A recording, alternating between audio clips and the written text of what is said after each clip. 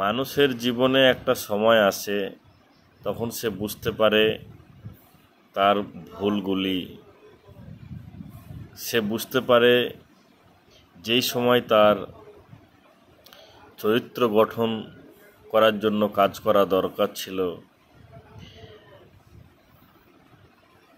ধর্মচর্চা করার প্রয়োজন ছিল, দরকার ছিল, একজন ভালো বন্ধু হওয়ার প্রয়োজন ছিল, একজন ভালো ছেলে হওয়ার প্রয়োজন ছিল, সন্তান হওয়ার প্রয়োজন ছিল, একজন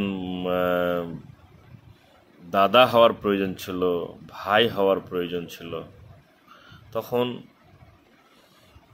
যখন সে বুঝতে পারে এইগুলো সে অতিক্রম করে চলে এসছে, সে অনেক বড় ভুল করেছে।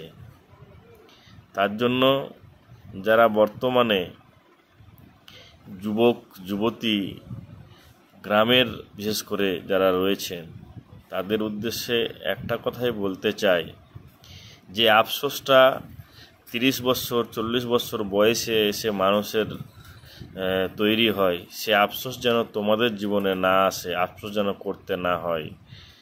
তার জন্য এখন থেকেই তোমরা তোমাদের জীবন গঠনে, চরিত্র গঠনে, তোমাদের ইলম শিক্ষা উপর জোর, যেটা এই বয়সের মধ্যে তোমরা করতে পারবে। যদি একবার এই যুবক বয়সে বিশেষ করে 20 থেকে 30-এর মধ্যে যদি একটি ছেলে তার জীবনকে সুন্দর করে গড়ে তুলতে পারে, তাহলে তাকে একজন লিডার হিসাবে বা এলাকার গণ্যমান্য ব্যক্তি হিসাবে বা তার থেকেও দূরে আরও একজন এক কথায় একজন মানুষ হিসাবে পরিচয় করতে তাকে আর লাগবে না।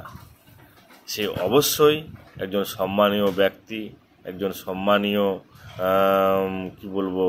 নাগরিক, একজন সম্মানীয় দায়িত্ববান মানুষ হিসাবে পরিগণিত হবে। এ বিষয়ে কোনো সন্দেহ নেই।